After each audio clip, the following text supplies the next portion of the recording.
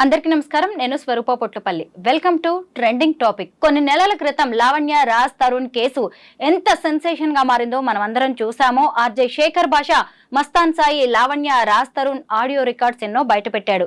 ఇప్పుడు లావణ్య ఇచ్చిన ఫిర్యాదు మేరకు మస్తాన్ సాయిని పోలీసులు అరెస్ట్ చేశారు. అతని మొబైల్లో, అతని హార్డ్ డిస్క్ లో వందలాది మంది అమ్మాయిల న్యూడ్ వీడియోస్ ఉన్నాయి. అలాగే అతని ఫోన్ కాంటాక్ట్ లిస్ట్ లో కూడా వేలాది మంది అమ్మాయిల కాంటాక్ట్ నంబర్స్ ఉన్నాయి. ముఖ్యంగా అమ్మాయిలకి డ్రగ్స్ అలవాటు చేసి పార్టీకని పిలిచి పార్టీ ఇచ్చి వాళ్ళు మత్తులో ఉన్న టైంలో వాళ్ళ న్యూడ్ వీడియోస్ ఇతను షూట్ చేస్తున్నట్టుగా తెలుస్తుంది. ప్రస్తుతం నాతో పాటు లైఫ్ కోచ్ రామ్ మెట్టు గారు ఉన్నారు. ఆయనతో మాట్లాడదాం. నమస్తే రామ్ గారు. నమస్తే అండి. ముఖ్యంగా ఈ మస్తాన్ సాయి అనే వ్యక్తి డ్రగ్స్ తీసుకుంటున్నట్టుగా రిపోర్ట్ కూడా పాజిటివ్ గా వచ్చింది. అసలు అమ్మాయిల్ని న్యూడ్ గా వీడియోస్ తీయడం, డ్రగ్స్ అలవాటు చేయడం, ఇలా అతని క్రిమినల్ బ్యాక్గ్రౌండ్ చూస్తుంటే భయమేస్తుంది. మీరు ఏమంటారు మస్తాన్ సాయి గురించి? మస్తాన్ సాయి గురించి మాట్లాడుకునేటప్పుడు ఫస్ట్ ఆఫ్ ఆల్ మనం ఒకసారి ఒక చిన్న బ్యాక్గ్రౌండ్ చూద్దామండి. ఇక్కడ మస్తాన్ సాయి వాళ్ళ ఫ్రెండ్స్ ఇంతకు ముందు వాళ్ళు కూడా అరెస్ట్ అయ్యారండి. సేమ్ డ్రగ్స్ కేసులోనే మనకి గుర్తుండొచ్చు, ఈ వరలక్ష్మి టిఫిన్ సెంటర్ ఇష్యూ ఏదైతే అయిందో అందులో కూడా ఈ డ్రగ్స్కి సంబంధించి వీళ్ళ ఫ్రెండ్స్ని ఇంతకుముందు పోలీసులు అరెస్ట్ చేశారు, మస్తాన్ సాయి వాళ్ళ ఫ్రెండ్స్ని. సో ఈ కేసులో కూడా చూసుకుంటే మస్తాన్ సాయికి ఆల్రెడీ కాంటాక్ట్స్ ఉన్నాయి అండ్ ఈ డ్రగ్స్ ఇవన్నీ కూడా రెగ్యులర్గా సరఫరా చేయడం అనేది జరుగుతూ ఉంది.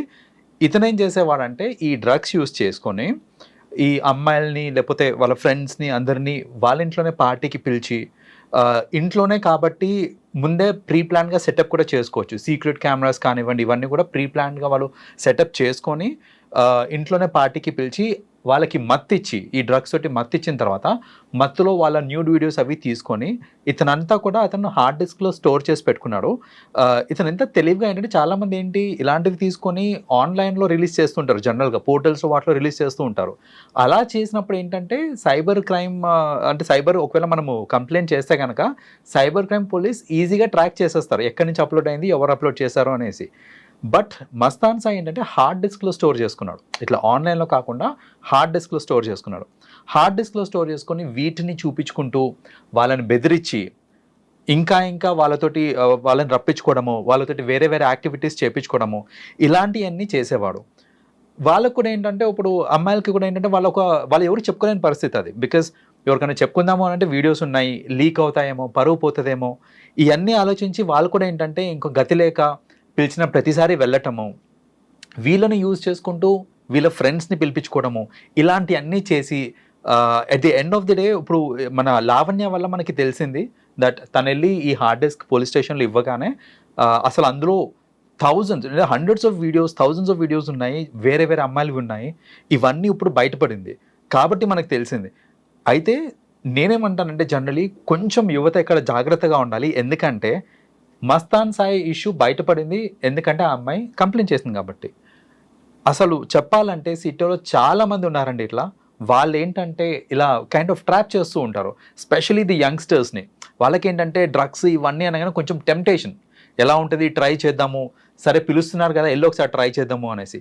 కానీ ఇలాంటి కాన్సిక్వెన్సెస్ ఉంటాయని ఆలోచించకుండా వెళ్ళి ఈ డ్రగ్స్ ఇవన్నీ ట్రై చేసి ఈ ట్రాప్లో పడిపోయి దాని నుంచి బయటికి రాలేక చాలామంది చూసానండి, వాళ్ళు డిప్రెషన్కి వెళ్ళిపోతుంటారు, ఫ్రెండ్స్కి చెప్పుకోలేరు, ఫ్యామిలీకి చెప్పుకోలేరు. ఇవన్నీ అవుతున్నాయి just because of one wrong step. ఎలా ఉంటుంది డ్రగ్స్ ట్రై చేద్దాము అని ట్రై చేయడం. సో నేనేంటంటే సజెస్ట్ చేస్తానండి యువతకి దట్ మీరు ఏ స్టెప్ వేసినా కాన్సిక్వెన్సెస్ గట్టిగా ఆలోచించి స్టెప్ వేయాలి తప్ప ఏదో తొందరపాటులో వెళ్ళి మనం ట్రై చేద్దాము ఎలా ఉంటుంది అవన్నీ ఆలోచించి అనవసరంగా ఈ ట్రాప్లో పడకండి. నిజమే. అసలు ఈ మస్తాన్ సాయి అనే వ్యక్తి ఎంత సైకోలా తయారయ్యాడు అంటే, తను కనుక పిలిస్తే అమ్మాయిలు రాకపోతే నేను సూసైడ్ చేసుకుంటాను, ఇదిగోండి ఉరి వేసుకుంటున్నాను అని చెప్పి సెల్ఫీ వీడియోస్ రికార్డ్ చేయడం, వాళ్ళకి పంపించడం, బెదిరించి అమ్మాయిల్ని రప్పించడం, అంటే ఇలా కూడా అతను వాళ్ళని ట్రాప్ చేశాడు. అవునండి. ఇప్పుడు దేర్ ఆర్ వేరియస్ వేస్. అందులో ఇది ఒక టెక్నిక్ అతనిది. అంటే ఇప్పుడు జనరల్గా ఏంటంటే నువ్వు రాకపోతే నేను ఈ వీడియో అందరికీ చెప్పేస్తాను, లైక్ నువ్వు పబ్లిక్ చేస్తాను ఈ వీడియోని అని చెప్పడము, లేకపోతే నువ్వు రాకపోతే నేను సూసైడ్, ఒక వీడియో కూడా వచ్చింది ఆల్రెడీ ఒక బయటికి, నువ్వు రాకపోతే కనుక నేను చంపుకుంటాను అన్నట్టు ఒక వీడియో కూడా చేసుకున్నారు. సో ఇలా బెదిరించి ఇప్పుడు అవతల వాళ్ళు ఏంటి, సో నిజంగానే చచ్చిపోయాడేమో, ఐ మీన్ చచ్చిపోతే కనుక ఇప్పుడు నేను ఇరుకుతాను, అనవసరంగా నేను ఇరుకుపోతాను ఇందులో అనే దీంతో వాళ్ళు వెళ్తారు, తప్పక వెళ్తారు. వెళ్ళాక మళ్ళీ యూటిలైజ్ చేసుకుంటాడు అతను ఈ ఆపర్చునిటీని. సో అలా ఇతను అందరినీ వేధిస్తూ ఉండేవాడు. ఈ అమ్మాయిని కూడా వేధించాడు, చెప్పాలంటే లావణ్యని కూడా వేధించాడు. బట్ అమ్మాయి ఏంటంటే కొంచెం తెలివి ఉపయోగించి సమ్హావ్ ఆ డిస్క్ని కొట్టేయడం వల్ల she is now in safe hands. And అసలు ఇదంతా బయటపడడానికి మూల కారణం అది. సో ఆ బ్రేవరీ చూపించినందుకు we should really appreciate her అండి. నిజంగా ఇంకొకటి ఏంటంటే ఈ డ్రగ్స్ కి బానిసల అయిన వాళ్ళు ఎలా ఉంటారంటే చంపడానికైనా చావడానికైనా రెండిటికి సిద్ధంగా ఉంటారు. ఎందుకంటే ఫస్ట్ అసలు ఈ కేసు అంతా మొదలైంది Lavanya Raj Tarun live in relation కి సంబంధించి. అప్పుడు ఆర్జే శేఖర్ భాష బయటకు వచ్చేసి ఈమెకి మస్తాన్ సాయి అనే వ్యక్తితో కూడా కొన్ని డీలింగ్స్ ఉన్నాయి, ఫిజికల్ రిలేషన్ ఉంది, పెళ్లి చేసుకోవాలనుకున్నారు. అలాగే ఈమె డ్రగ్స్ కి బానిస, వీళ్ళిద్దరు కలిసి కూడా డ్రగ్స్ పెడ్లర్స్ గా పనిచేస్తున్నారు అని చెప్పి అప్పట్లో ఆర్జే శేఖర్ భాష బయటకి తీసుకొచ్చాడు. ఈ విషయాలన్నీ కూడా అందరికి మాక్సిమం ఐడియా ఉన్నాయి. అయితే ఆ తర్వాత ఈ హార్డ్ డిస్క్ ని లావణ్య కొట్టేసి పోలీసులకి ఇవ్వడంతో ఇదంతా బయటకు వచ్చింది. అయితే అప్పుడు ఆమె మీద కూడా అటాక్ జరిగింది. వాళ్ళ ఇంటికి వెళ్లి ఆమెను చంపడానికి కూడా ప్రయత్నించాడు అని చెప్పి లావణ్య పోలీసులకి కంప్లైంట్ ఇచ్చింది. సో ఈ డ్రగ్స్ తీసుకునే వాళ్ళు ఏంటంటే జనరల్ గా వాళ్ళ మెంటల్ స్టేట్ అలా ఉంటుందండి. ఏంటంటే దేనికి తెగించరు, ఆలోచించరు, ముందు వెనక ఆలోచించరు, ఆలోచించే అంత స్తోమత శక్తి కూడా ఉండదు ఆ టైంకి. చెప్పాలంటే వాళ్ళు జోన్డ్ అవుట్ అయి ఉంటారండి. దాంట్లో ఏంటంటే when they are zoned out అసలు వాళ్ళు ఏం చేస్తున్నారో వాళ్ళకే తెలియదు. అలాంటి టైంలో ఏంటంటే వాళ్ళు తీసుకునే డిసిషన్స్ అన్నీ ఇలా ఎక్స్ట్రీమ్ డిసిషన్స్ ఉంటాయి. ఏంటి ఇప్పుడు నిజంగానే నేను ఎవరినైనా కొట్టాలి అని అంటే భయపడతాను, నాకు పోలీస్ కేసు అవుతుందేమో ఏంటి అనేసి. But when I'm influence by drugs, నేను డ్రగ్స్ తోటి ఇన్ఫ్లుయెన్స్ అయి ఉన్నప్పుడు ఏంటంటే అసలు నేను ఈ థాట్స్ అని రావు నాకు. నేను వాడిని చంపాలంటే పోయి చంపేస్తాను, నేను వాడిని కొట్టాలి అంటే పోయి కొట్టేస్తాను నేను. So at the same time అదే జోన్ అవుట్ అయి ఉన్న స్టేట్లో ఉన్నప్పుడు ఏంటంటే ఈ సెక్షువల్ ఫీలింగ్స్ ఇవన్నీ కూడా ఒక హైలో ఉన్నప్పుడు ఏంటంటే మనం ఆలోచించం, లైక్ ఫ్యూచర్ అసలు నిజంగా ఇప్పుడు నేను వాళ్ళతో సెక్స్ చేస్తే ఇది ఫ్యూచర్లో నాకు ఇబ్బంది అవుతుందా లేదా, ఇవన్నీ ఆలోచించం. ఆ జోన్డ్ అవుట్ మోడ్లో ఉన్నప్పుడు ఏంటంటే బ్రెయిన్ ఏం చెప్తే అది చేసేస్తూ ఉంటాము, కానీ we don't really think about consequences. ఇతని కేసులో కూడా అంతేనండి. దీనికి అలవాటు అయిపోయి నాకు రేపు పొద్దున ఫ్యూచర్లో నేను దొరికితే నా పరిస్థితి ఏంటి అని ఆలోచించకుండా చేయటానికే ఇదంతా కారణం అండి. కరెక్టే. ఎంతకీ ఎదుటి వాళ్ళని ట్రాప్ చేయడానికో బ్లాక్ మెయిల్ చేయడానికో అతను అవన్నీ పెట్టుకున్నాడు, కానీ రేపు తనని అరెస్ట్ చేయడానికి ఇవన్నీ ప్రూఫ్స్ అవుతాయని ఊహించలేదు. ఇలా చాలా మంది చేస్తూ ఉంటారు. వాళ్ళకి ఏం చెప్తారు మీరు? సో ఒకటేనండి, ఏంటంటే చేసే వాళ్ళు ఏమనుకుంటారంటే నేను చాలా ఇంటెలిజెంట్, నేను దొరకను, అంత సీన్ లేదు, అంటే నేను అన్ని పకడ్బందీగా చేస్తున్నాను అనుకుంటారే. కానీ ఫ్రాంక్లీ స్పీకింగ్ మన పోలీస్ సిస్టమ్, మన గవర్నమెంట్ సిస్టమ్ ఇదంతా చాలా షార్ప్ అండి. వాళ్ళు పట్టుకోవాలంటే ఎలాగైనా పట్టుకుంటారు. అండ్ నిజంగానే ఎవరన్నా బ్రేవ్గా ఉన్నారనుకోండి, మనం భయపడుతున్నంత కాలం వీళ్ళ ఆటలు సాగుతూ ఉంటాయి. భయపడకుండా అంటే నా ఇమేజ్ ఏమవుతుంది, సపోజ్ ఇప్పుడు నాకే ఒక థ్రెటనింగ్ కాల్ వచ్చింది, నేనే అలాంటి సిచ్యువేషన్లో ఇరుక్కున్నాను అనుకోండి, నేను భయపడి వాళ్ళు చెప్పింది చేసేదానికంటే భయపడకుండా ధైర్యంగా నేను కనుక రివోల్ట్ అవుతున్నాను అనుకోండి, ఇట్లాంటి వాళ్ళందరూ చాలామంది బయటపడుతూ ఉంటారు. అండ్ ఫ్యూచర్లో ఎవరైనా ఇలాంటి పనులు చేయాలంటే ఆలోచిస్తారు, ఇంతమంది బయటపడుతున్నారంటే it is not so safe to do this అనేసి. సో నేను ఒకటే చెప్తానండి, ఎవరన్నా సరే భయపడకండి, మీకు మంచే జరుగుతుంది, మీకు ప్రొటెక్షన్ వస్తుంది ఫ్రమ్ ది అఫీషియల్స్. సో మనం బాధపడాల్సింది భయపడాల్సిన అవసరమే లేదు ఇక్కడ. ఇలాంటి ఇష్యూస్ ఏదున్నా సరే బయటికి రండి, మాట్లాడండి, ఎదిరించండి. కానీ భయపడి కుంగిపోయి లేకపోతే యూనో కొందరు ఏంటంటే దీనివల్ల డిప్రెషన్కి వెళ్ళడం ఇలాంటివి అవుతూ ఉంటాయి. అవన్నీ కాకుండా చూసుకోవాలి. మన చుట్టూ ఇంత జరుగుతోంది అనే విషయం ఈ Lavanya Raj Tarun live in relationship తర్వాత నన్ను పెళ్లి చేసుకుంటాను, తన భార్యనని చెప్పి నన్ను మోసం చేశాడు, వేరే అమ్మాయితో ఉంటున్నాడు అని లావణ్య కేసు పెట్టడంతో ఇవన్నీ బయటకు వచ్చాయి. అసలు నిజంగా ఒకవేళ లావణ్య రాజ్ తరుణ్ ప్రేమించుకున్న పెళ్లి చేసుకుని ఉంటే అయిపోయేది. కానీ లివ్ ఇన్ రిలేషన్ అంటూ ఆమె వేరు వేరు వ్యక్తులతో అఫైర్స్ పెట్టుకుంది. అందులో మస్తాన్ సాయి ఉన్నాడు, చింటూ ఉన్నాడు అని ఆర్జే శేఖర్ భాష ఇవన్నీ బయట పెట్టడంతో బయటకు వచ్చాయి. అసలు ఈ రోజుల్లో యువత పెళ్లి అంటే అదో పెద్ద గుదిబండ అయిపోతుంది, లివ్ ఇన్ రిలేషన్ అయితే మనం ఎప్పుడంటే అప్పుడు కలిసి ఉండొచ్చు, విడిపోవచ్చు అనే ఒక రాంగ్ ఇంటెన్షన్ తోటి ఈ రిలేషన్స్ కి వెళ్తున్నారు. వీటి మీద మీ అభిప్రాయం ఏంటి? లివ్ ఇన్ రిలేషన్షిప్స్ ఈ మధ్య చాలా కామన్ అయిపోయినాయండి. ఇది కామన్ అవడానికి వేరియస్ రీజన్స్ ఉన్నాయి. ఒకటేంటంటే the independence, new found independence. ఇంతకుముందు ఏంటంటే అంత ఇండిపెండెన్స్ ఈ యువతలో ఉండేది కాదు. లైక్ పేరెంట్స్ తోటి ఉండేవాళ్ళు.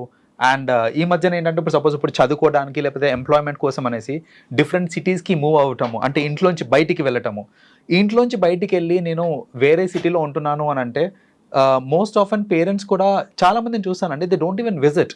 లైక్ వచ్చారు, అసలు ఎక్కడ ఉంటున్నారు ఏంటి ఎలా ఉంటున్నారు విజిట్ చేద్దామని కూడా లేకుండా ఉంటారు. ఇలాంటి కేసెస్లో ఏంటంటే ఈ లివ్ ఇన్ రిలేషన్షిప్స్ మనకి చాలా, there are many places like Madhapur కానివ్వండి, at side Hitec City side చూసుకుంటే కనుక మోస్ట్ ఆఫ్ ది అపార్ట్మెంట్స్లో అందరూ లివ్ ఇన్లోనే ఉంటారు అక్కడ. ఈ లివ్ ఇన్లో ఉండడానికి మేజర్ రీజన్ ఎందుకు people are moving towards live in relationships అని అంటే, ఫస్ట్ ఆఫ్ ఆల్ ఇక్కడ ఒక స్ట్రాంగ్ కమిట్మెంట్ అంటూ ఏం లేదు. సో ఇప్పుడు నేను ఒక అబ్బాయితో పెళ్ళయింది అని అంటే నాకు ఒక సెన్స్ ఆఫ్ రెస్పాన్సిబిలిటీ ఉంటుంది ఇక్కడ.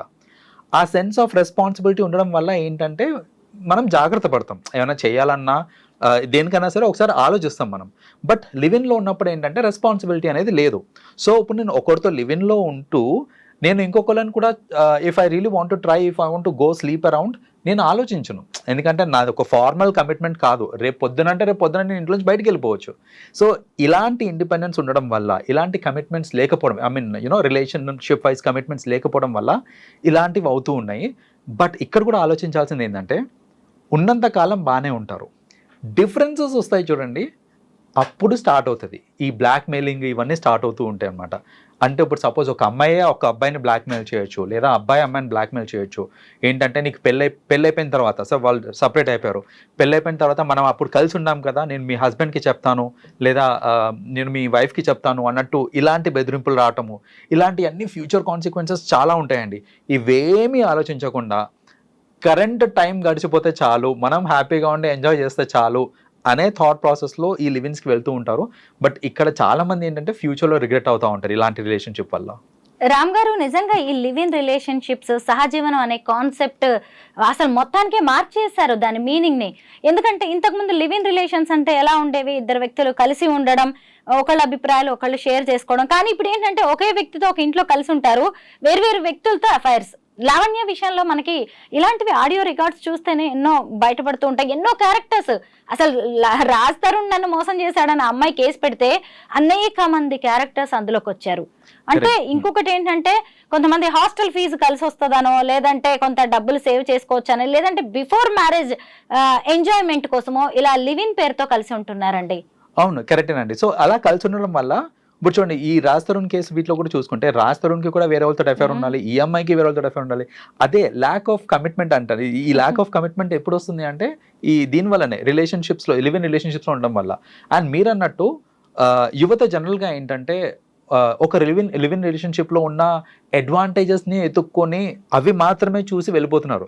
మీరు అన్నట్టు నాకు హాస్టల్ ఫీజ్ తప్పుతుంది, at the same time I can enjoy with the other person, like with నాకు మ్యారేజ్ కాకుండా కూడా I can sexually enjoy. So ఆ సెక్షువల్ ఎంజాయ్మెంట్ కోసం అవ్వచ్చు. లేదా ఇంకొకటి ఏంటంటే ఖర్చులు కూడా షేర్ అవుతూ ఉంటాయి అనేసి, లైక్ మొత్తం ఎక్స్పెన్సెస్ ఏవైతే ఉన్నాయో అవి షేర్ అవుతాయి అనేసి. అండ్ కొందరైతే దీన్ని ఒక స్టేటస్ లాగా తీసుకుంటారు. ఏంటంటే లివ్ ఇన్ రిలేషన్షిప్లో ఉంటే అది గొప్ప అని అనుకునే వాళ్ళు కూడా ఉన్నారు చాలామంది. సో ఆ గొప్పలకి పోయి లివ్ ఇన్ రిలేషన్షిప్స్లో ఉన్న వాళ్ళు కూడా ఉంటారు. సో ఏంటంటే వీళ్ళందరూ ఈ రోజీ సైడ్, ఈ పాజిటివ్ సైడ్ చూసుకొని ఇలాంటి రిలేషన్షిప్స్లోకి వెళ్తున్నారే కానీ ది అదర్ సైడ్ చూడకుండా వెళ్ళిపోవడం వల్ల ఫ్యూచర్లో చాలా అనర్థాలు అవుతూ ఉంటాయండి. ఈ లివ్ ఇన్ వల్ల మల్టిపుల్ రిలేషన్సే కాదండి, డ్రగ్స్ లాంటివి విపరీతంగా, ఈ పార్టీస్ కూడా పెరుగుతున్నాయి. అదే నిజంగా పెళ్ళైపోయి లావణ్య, రాజ్ తరుణ్ లాంటి వాళ్ళు కలిసి ఉంటే అదొక ఫ్యామిలీ లాగా చూసే వాళ్ళకి కనిపిస్తుంది. కానీ ఇప్పుడు అంతా లివ్ ఇన్ రిలేషన్ పేరుతో అందరూ బ్యాచులర్సే కదా, దాంతో ఈ డ్రగ్స్, మందు పార్టీలు, అమ్మాయిలు, సిగరెట్స్ తాగడం, స్మోకింగ్ ఏంటి, డ్రింకింగ్ ఏంటి, అంతా ఇదే కనిపిస్తుంది తప్ప ఒక ఫ్యామిలీ అట్మాస్ఫియర్ అనేది అక్కడ ఆ ఇంట్లో కనిపించట్లేదు.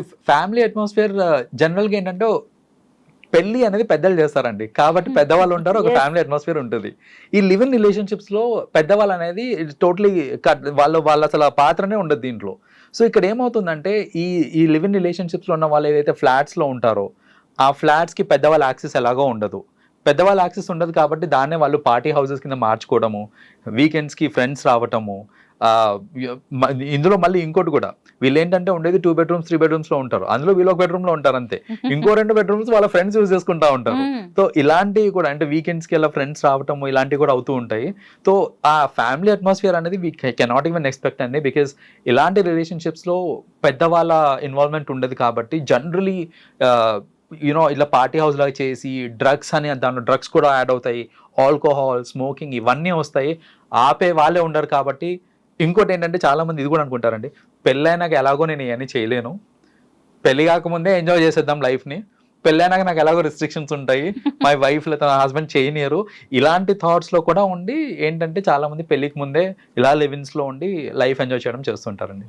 ఇప్పుడు ఈ బ్యాచ్ అందరూ కూడా బిలో 35 years, లావణ్య, రాజ్ తరుణ్, మస్తాన్ సాయి, శేఖర్ భాష, చింటూ, ప్రీతి, వీళ్ళందరూ బ్యాచ్ అనమాట. ఇప్పటికి వరకు మనకి బయటకు వచ్చిన పేర్లు ఇవి మాత్రమే. అయితే వీళ్ళందరూ కూడా డ్రగ్స్, మందు పార్టీలు, blackmailing, nude videos shooting, physical relations, వీళ్ళందరూ కూడా యూత్ గానే మనం చూడొచ్చు. ఎవరిలోనైనా ఒక గోల్ కనిపిస్తుందా? మీరు ఒక పర్సనాలిటీ డెవలప్మెంట్ ట్రైనర్, మీరు ఎంతో మంది యూత్ కి గైడెన్స్ ఇస్తూ ఉంటారు. అలాంటిది ఒక గోల్ గురించి కూడా, జీవితం అంటే ఎలా ఉండాలని కూడా మీరు చెప్తూ ఉంటారు. వీళ్ళల్లో ఎవరికన్నా ఒక గోల్ కనిపిస్తుందా? లైఫ్ పట్ల సీరియస్నెస్ ఉన్నట్టుగా తెలుస్తోందా? వీళ్ళందరితో ఒకటే గోల్ అండి, easy money, easy money and enjoyment. ఇది ఒకటే గోల్ కామన్ గా కనిపిస్తుంది. అంతే, డబుల్ అంటే ఈజీ మనీ ఒకటి కావాలి, నాకు ఎంజాయ్మెంట్ కావాలి, లగ్జరియస్ లైఫ్. సో ఇప్పుడు నేను కష్టపడి పని చేసుకోవాలి, లేకపోతే బిజినెస్ చేసుకోవాలి, లేకపోతే ఒక ప్రొఫెషన్ లో నేను సంపాదించాలి అని అంటే అదేంటంటే ఇట్స్ టైం టేకింగ్ ప్రాసెస్. అది ఇక్కడ ఇలాంటివి చేయటం వల్ల ఏంటంటే easy money, like you know money చాలా తొందరగా వచ్చేస్తాయి. డ్రగ్స్ అనేది దాంట్లో మనీ చాలా ఉంటుంది మనకి. యూనో ఇట్లాంటి ఇప్పుడు పోర్నోగ్రఫీ చేసి దాన్ని అమ్ముకోవడం కూడా it's a lot of money. Natural videos ki demand ఎక్కువగా ఉంది కూడా.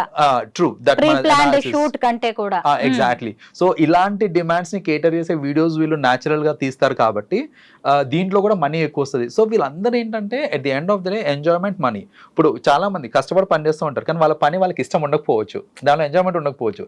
వీళ్ళు చేసే పనుల్లో ఎంజాయ్మెంట్ ఉంది, మనీ ఉంది, అన్నీ ఉన్నాయి కాబట్టి ఇలాంటి వాటి మీదనే వాళ్ళు దే ఆర్ రివాల్వింగ్ అరౌండ్ అనమాట. కరెక్టే.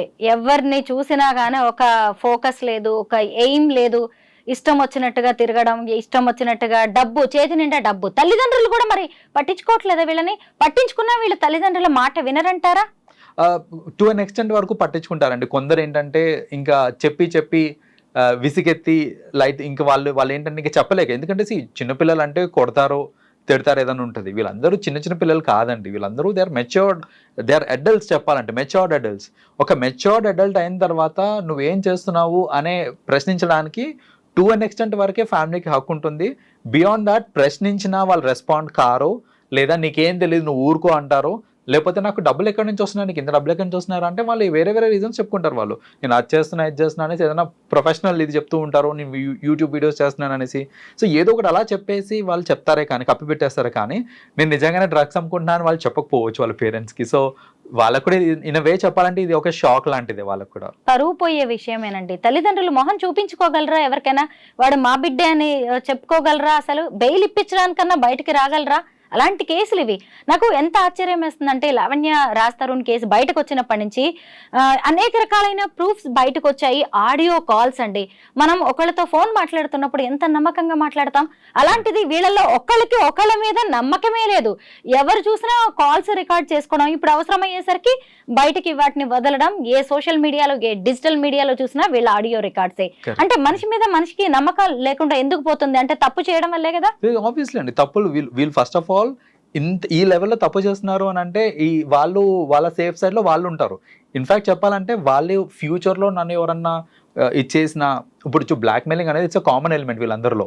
సో నాకు బ్లాక్ మెయిల్ చేయడానికి ఏదో ఒక సోర్స్ ఉండాలి కాబట్టి వాళ్ళ కాల్స్ని వాళ్ళే రికార్డ్ చేసుకోవడము ఇలాంటివన్నీ చేశారు. ఇన్ అవే చెప్పాలంటే అదే వీళ్ళ కొంప ముంచింది ఇప్పుడు, బికాస్ మనకి అవే ఆధారాలు ఇప్పుడు. సో జనరల్గా ఇప్పుడు మీరు అన్నట్టే నేను నా ఫ్రెండ్ తోటి మాట్లాడుతున్నానంటే ఒక ట్రస్ట్ తోటి మాట్లాడుతుంటాను. దట్ కాల్ రికార్డింగ్ అవ్వట్లేదు, నేను ఓపెన్గా నా ఫీలింగ్స్ నేను చెప్పుకుంటాను, నా బాధలు నేను చెప్పుకుంటాను. సో ఇవన్నీ ఏంటంటే షేర్ చేసుకుంటున్నాము with a factor of trust. వీళ్ళందరిలో చూసుకుంటే అసలు ట్రస్ట్ ఫ్యాక్టర్ అనేదే లేదు, ఒకరి మీద ఒకరికి ట్రస్టే లేదు. అందరు వీడియోస్, అందరు ఆడియోస్ వీళ్ళే రికార్డ్ చేసుకుంటున్నారు, అందరూ దాచిపెట్టుకున్నారు. మళ్ళీ ఏంటంటే అవసరం వచ్చినప్పుడు యూజ్ చేసుకుందాం అనేసి. అలాంటి రిలేషన్షిప్స్ ఎందుకండి అసలు? నిజమేనండి. మస్తాన్ సాయి లాంటి వాళ్ళు తీసుకున్న గోతిలో వాళ్ళే పడ్డారు. Thank you so much Ram గారు. థ్యాంక్ యూ అండి.